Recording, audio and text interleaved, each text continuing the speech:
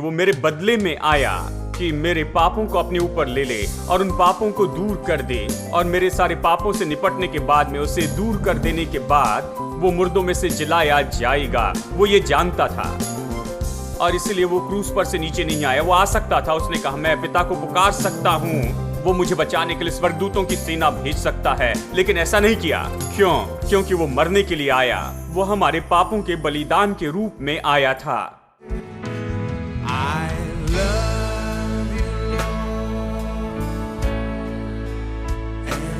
I lift my voice to worship you, oh my soul, rejoice,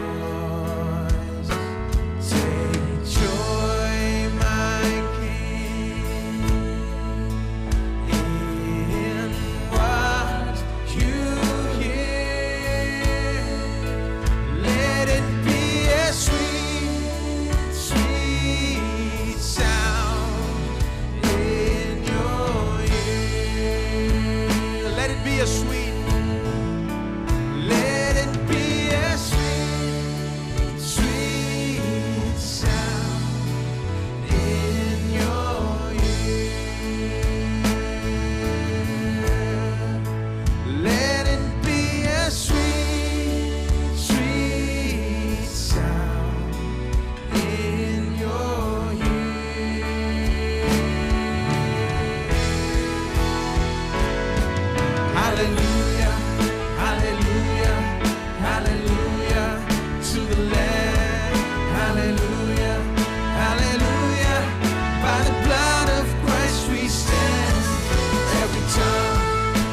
tribe, every people, every land, giving glory, giving honor, giving praise unto the Lamb.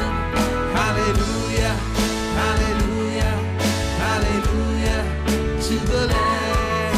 Hallelujah, hallelujah. By the blood of Christ we stand. Every tongue, every tribe, every people, every land, giving glory, giving honor, giving praise unto the Lamb of God, Jesus Christ, Lamb of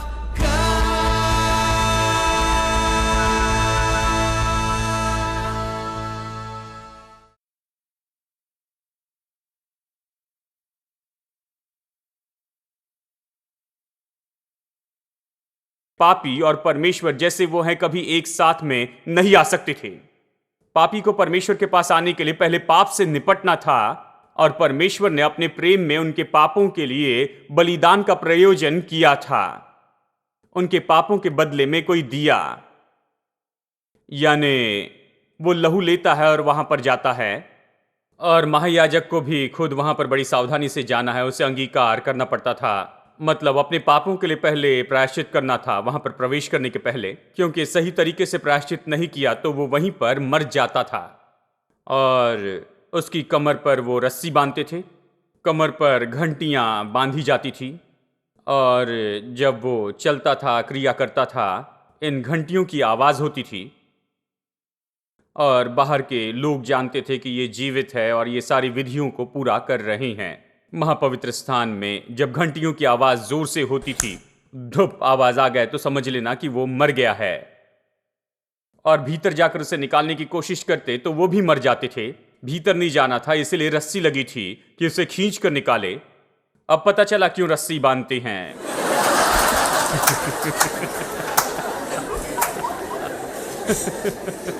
उसे खींच कर निकालते, जाकर निकाल नहीं सकते हैं। देखिए, ये कोई सामान्य बात नहीं थी, ये तो सच में बहुत ही गंभीर बात है।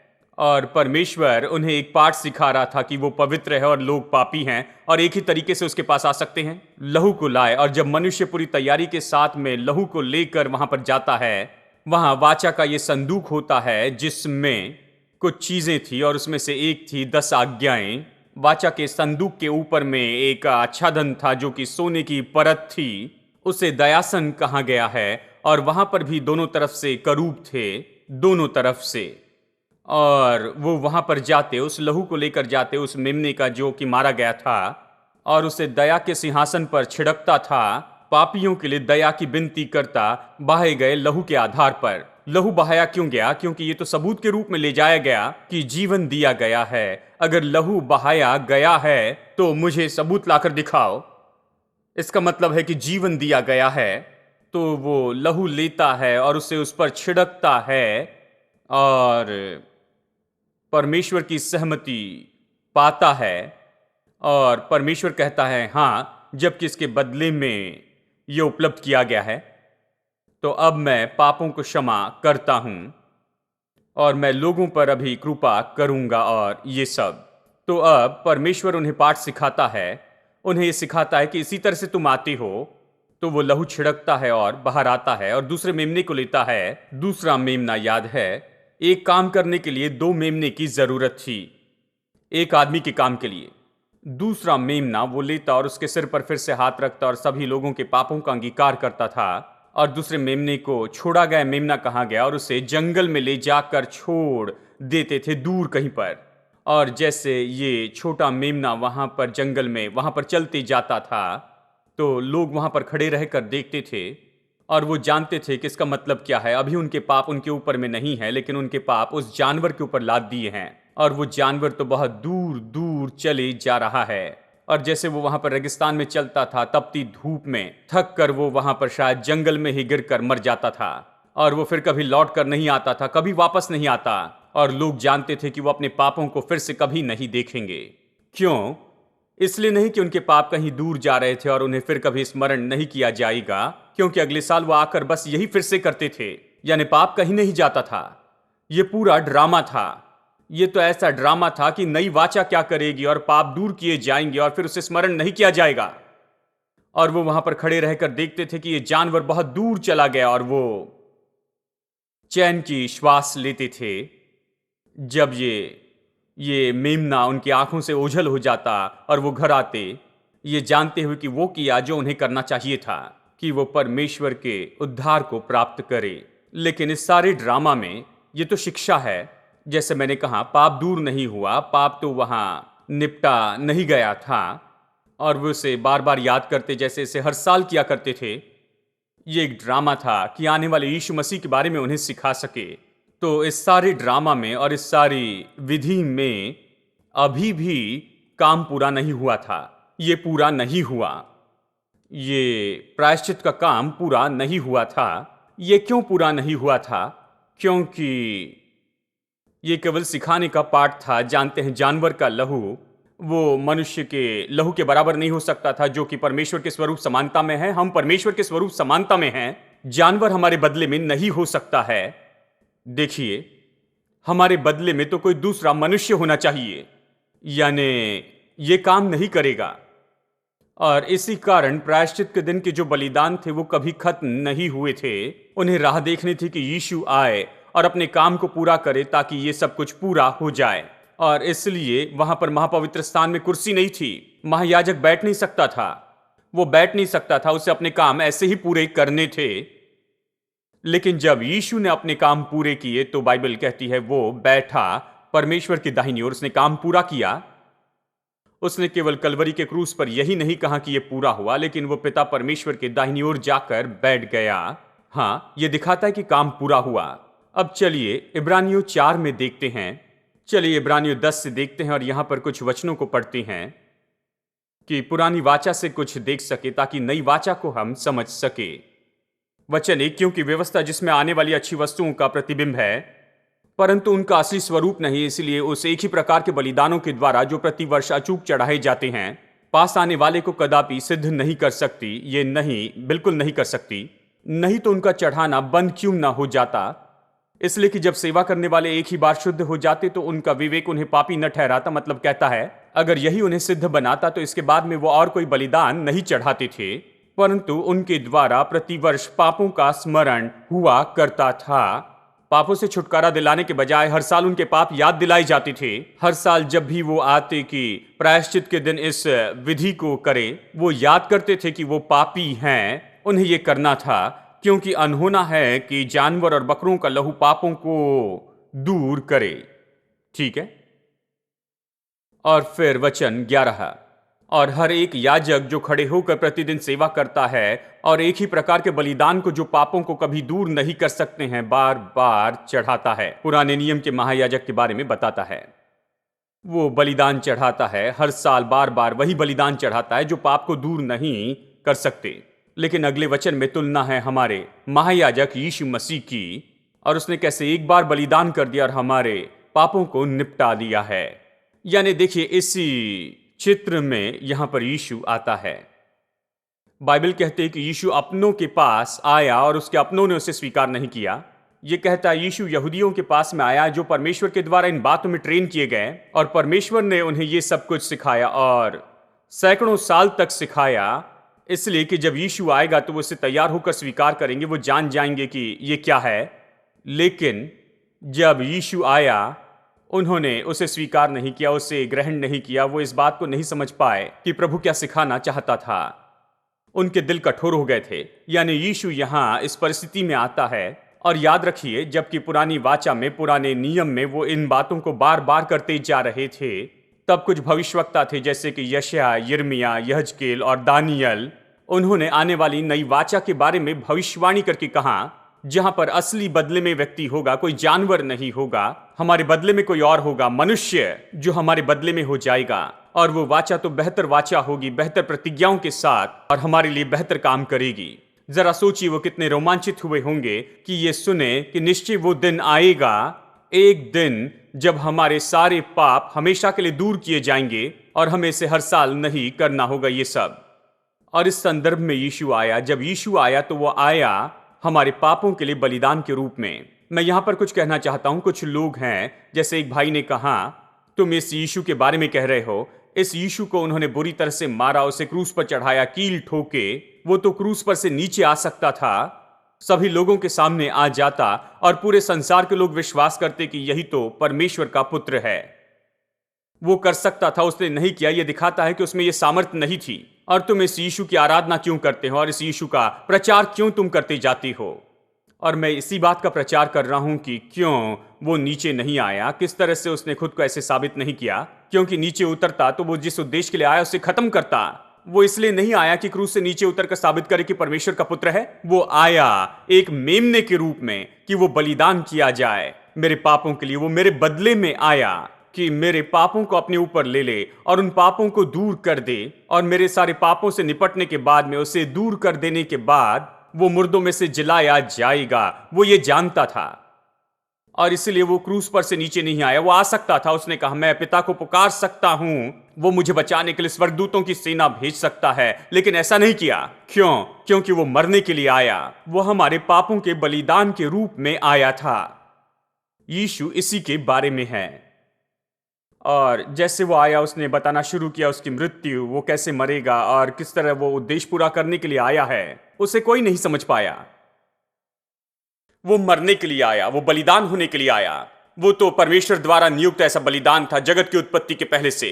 उस पर इसके लिए चिन्ह लगा था, वो इसके लिए नियुक्त किया गया। अब उसे उसके लिए भेजा गया और इसीलिए गत्समनी के बाग में वो अनुभव करने लगता, उन दुखों का अनुभव करता है। उसका खून बहने लगता है गत्समनी के बाग में। उसके कपड़े तो खून से सन चुके होंगे जबकि वो गत्समनी के बाग में था। उसे क्रूस पर चढ़ाए जाने के पहले वहां लहू बहाया गया और फिर जब वो क्रूस पर गया वहां और लहू बहाया गया। और इसलिए जब वो वहां पर गत्समनी के बाग में आया था, जब वो उसे बंदी बनाने के लिए ढूंढते आए, वो जाकर नहीं छिपा। वो हॉस्पिटल में जाके दाखिल नहीं हुआ ये कहते हुए कि मुझे हार्ट प्रॉब्लम है। हेलो, आप सब जीवित है इसलिए हंस रहे हैं। ये गंभीर संदेश है, जानते हैं? नहीं, उसने दावा नहीं किया कि वो बीमार है, डॉक्टर बुलाओ, कि उसे सर्टिफिकेट दे कि बीमार है और वो बंदी न बने। नहीं, उसने ऐसे नहीं किया। जब वो उसे ढूंढते हुए आए तो वो खुद उनके सामने जाकर कहता है, तुम किसे ढूंढ रहे हो? मुझे ढूंढ रहे हो? वो तो मैं हूं, मैं यीशु हूं, आओ चलते हैं, कहता है। इस तरह वो बंदी बनाया गया। वो उनसे भाग नहीं रहा था, छिप नहीं रहा था। कहता है चलो चले, मरने के लिए तैयार था, क्योंकि उसने खुद को पिता को समर्पित किया। मेरी इच्छा नहीं लेकिन तेरी इच्छा पूरी हो, इस तरह से उसने कहा था। और फिर वो खड़ा होता है, जाने के लिए तैयार होता है कि बंदी बनाकर उसे मारा जाए। जब वो क्रूज पर था तो उसके सिर पर कांटों का मुकुट रखा गया और उसके सिर पर मारा गया तो लहू बह रहा था। उन्होंने उसके हाथों में कीले ठोके, पैरों में कील ठोकी और खून बहा। उसके शरीर पर इतना मारा कि वो हल चलाए गए खेत के जैसे हो गया, बाइबल कहती है। और बस खून था, उसके शरीर के हर एक भाग पर पूरी तरह से खून में डूब गया था। वो वहां पर मरा क्योंकि उसका लहू बहाया गया था। और जब उसका लहू बहाया गया तो बलिदान के रूप में केवल उसने अपने लहू को नहीं बहाया, वो हमारा महायाजक है, तो उसने जो लहू बहाया उस लहू को लिया और वो परमेश्वर की उपस्थिति में गया और उसने वो लहू वहां पर चढ़ाया इस सबूत के रूप में कि यहां पर जीवन दिया गया है। परमेश्वर ने मनुष्य के बचाव के लिए जो व्यक्ति दिया था उसके द्वारा।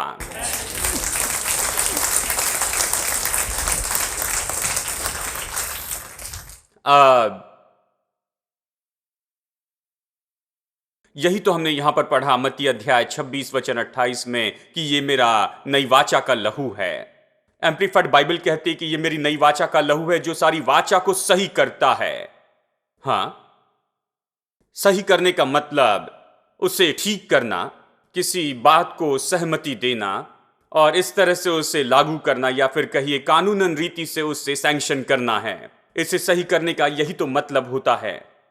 कई बार जो ऑर्गेनाइजेशन के लीडर हैं वो कोई निर्णय लेते हैं और कमेटी के द्वारा उसे रेटिफाइड करती हैं।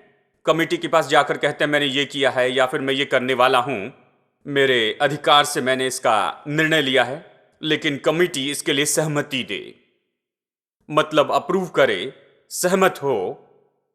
और ये लहू साबित करता है क्या साबित करता है?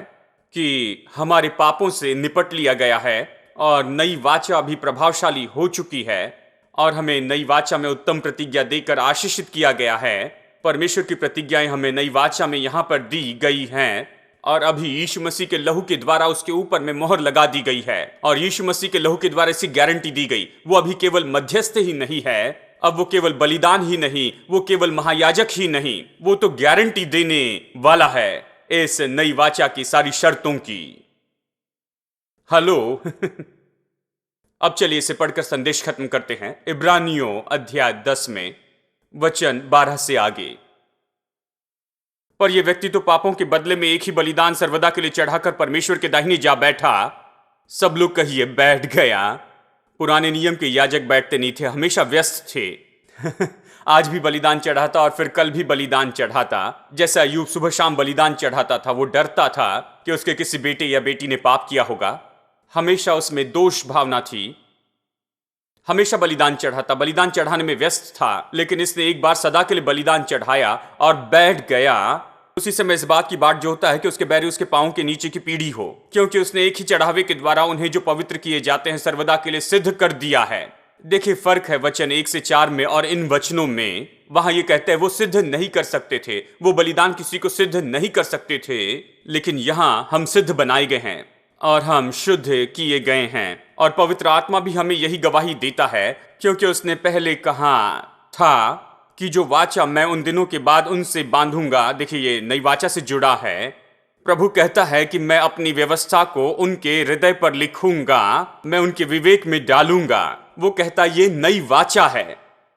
यीशु ने क्या किया? अपना लहू बहाया, अपना जीवन उसने दिया और उसके द्वारा उसने हमें सिद्ध बनाया। ये नई वाचा है। नई वाचा ऐसी है जो हमें सिद्ध बनाती है, हमारे पापों को दूर करती है। ये एक बार की वाचा है, बस एक बार पूरा हो गया। अभी और कोई बलिदान नहीं चढ़ाने हैं। जो कुछ यीशु मसीह ने किया वो अनंत काल तक अच्छा ही रहेगा। वो कहता है ये नई वाचा है। वचन 17, मैं उनके पापों और अधर्म के कामों को फिर कभी स्मरण न करूंगा। और ये नई वाचा का सबसे उत्तम भाग है। एक दिन मैं इसके बारे में प्रचार करूंगा। मैं उनके पापों को स्मरण न करूंगा और जब इनकी क्षमा हो गई है तो फिर पाप का बलिदान नहीं रहा। सो हे भाइयों, जबकि हमें यीशु के लहू के द्वारा पवित्र स्थान में प्रवेश करने का हियाव हो गया है, अभी हम समझ गए कि हम क्यों गाते हैं कि उसके लहू में सामर्थ है। हम क्यों गाते हैं कि उसके लहू में सामर्थ है? ये तो बहुत ही विख्यात सुसमाचार का गीत है। हम ये गाते हैं कि उसके लहू में सामर्थ है क्योंकि ये तो वो लहू है। वही तो हमें हियाव देता है कि हम महापवित्र स्थान में प्रवेश कर सके। वो लहू सामर्थ क्यों देता है और लहू की सामर्थ क्या है? लहू ही है जो वाचा को स्थापित कर देता है। लहू ही है वो जो वाचा को बिल्कुल स्थापित करता है। लहू ही है जो वाचा की शाश्वती देता है। लहू ही है जो वाचा को स्थापित कर देता है और कहता है कि अब पूरा हुआ। वाचा प्रभावी हो गई है, नई वाचा भी काम करने लग गई है। वो लहू ही है जो हमें उस महापवित्र स्थान में प्रवेश करने की हिम्मत देते जाता है, उस नए और जीवित मार्ग से जो उसने पर्दे अर्थात अपने शरीर में होकर हमारे लिए अभिषेक किया है। देखिए, अब पर्दा खुल गया है, 2 भागों में बंट गया कि हम प्रवेश कर सके। यही तो कहता है कि हम महापवित्र स्थान में प्रवेश करें। चलिए याद दिला दूं, महापवित्र स्थान क्या होता है। करूबों के उस चित्र में यह दर्शाता है अदन की वाटिका, जो कहते थे इसमें नहीं आना, तुम्हें निकाला गया है, परमेश्वर यहां पर रहता है, ये परमेश्वर ने जगह बनाई है, तुम पापी हो, बाहर रहो। लेकिन वो पर्दा 2 भागों में बंट गया है और मैं आपसे कहता हूं कि अदन की वाटिका का वो फाटक जो है वो खुल चुका है। अदन की वाटिका सुंदर जगह जो परमेश्वर ने मनुष्य के लिए बनाई। 4 नदियां बहती थी एक मनुष्य के लिए। ऐसी जमीन थी जिसमें सोना बढ़ता था। हजारों पेड़ थे, हजारों फलदायी पेड़ एक मनुष्य के लिए। यह बहुतायत और भरपूरी की जमीन थी। ऐसी जगह जहां पर कभी कोई कमी नहीं थी, जहां पर किसी चीज की घटी नहीं थी। परमेश्वर का बहुतायत का प्रयोजन वहां पर था। मनुष्य तो पूरे प्रयोजन में रहता था और परमेश्वर की पूरी सुरक्षा में रहता था। अदन की वाटिका में कोई बुराई उसके पास नहीं आ सकती थी। इस तरह वो वहां पर रहता था और अब फिर से उस पर्दे को फाड़ने के द्वारा अदन की वाटिका के जो फाटक है वो तो खुल चुके हैं। दूसरे शब्दों में, पर्दा फाड़ने के द्वारा परमेश्वर ये दिखा रहा था कि अब ये पुराना जीवन तुम्हारे लिए फिर से उपलब्ध है। तुम परमेश्वर की उपस्थिति में आ सकते हो। तुम परमेश्वर की आशीषों की भरपूरी में जी सकते हो। तुमसे अभी कुछ भी मना नहीं किया गया। तुम परमेश्वर की सारी आशीषें पा सकते हो। ये तो तुम्हारी है। हिम्मत से अंदर आ जाओ और प्रवेश कर लो। फाटक पर खड़े मत रहिए, भीतर आइए। यही तो संदेश है दोस्तों, भीतर आइए। वचन 21 इसलिए कि हमारा ऐसा महायाजक है जो परमेश्वर के घर का अधिकारी है, तो आओ हम सच्चे मन और पूरे विश्वास के साथ और विवेक का दोष दूर करने के लिए हृदय पर छिड़काव लेकर और देह को शुद्ध जल से धुलवा कर जाए। अब गौर से सुनिए और अपनी आशा के अंगीकार को दृढ़ता से थामे रहे। आशा के अंगीकार को थामे रहे, क्योंकि जिसने प्रतिज्ञा की है वो सच्चा है। देखिए, ये सब प्रतिज्ञाओं से जुड़ा हुआ है। दूसरे शब्दों में कहता है कि अब नई वाचा यहां प्रभावी हो चुकी है। तो क्या अंगीकार करते उसके लिए सावधान रहें। आप क्या अंगीकार करते हैं? आपका विश्वास क्या है? भरोसा क्या है? आपके विश्वास का अंगीकार इतना महत्वपूर्ण है। विश्वास के अंगीकार को आप थामे रहे। परिस्थितियों को न देखें ये बुरी है इसलिए बेकार की बातें कहना शुरू न करें। आप ये कहना शुरू न करें असफलता और कमी और घटी और पर्याप्त न होना, इस तरह से बातें करना शुरू न करें। आपके मुंह से जो निकल रहा है उससे न बदले। परिस्थितियां मुश्किल दिखती हैं, अपने अंगीकार को थामे रहे। विश्वास करते रहें प्रभु की प्रतिज्ञाओं पर। विश्वास में आप डटकर खड़े रहें, क्योंकि जिसने प्रतिज्ञा की है वो सच्चा है। जिसने प्रतिज्ञा की वो विश्वास योग्य है। परमेश्वर इसे पूरा करेगा क्योंकि वो विश्वास योग्य है। आमीन। कितने लोग विश्वास करते हैं वो विश्वास योग्य है? परमेश्वर ने आपको जो प्रतिज्ञा दी है उस पर लहू की मोहर लगी है। गारंटी देने वाले ने उसकी गारंटी दी है और ये तो निश्चित है और हम में से हर एक के लिए निश्चय पूरी होगी। There's within my heart a melody.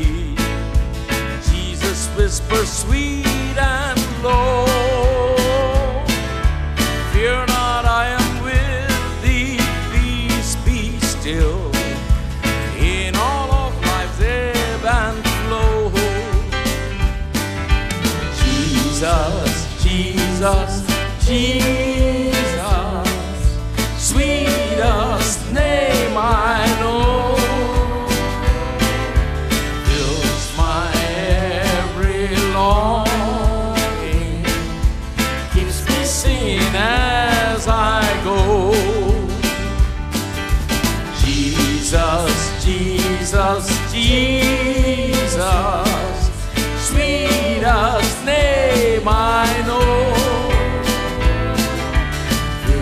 my every longing, keeps me singing as I go.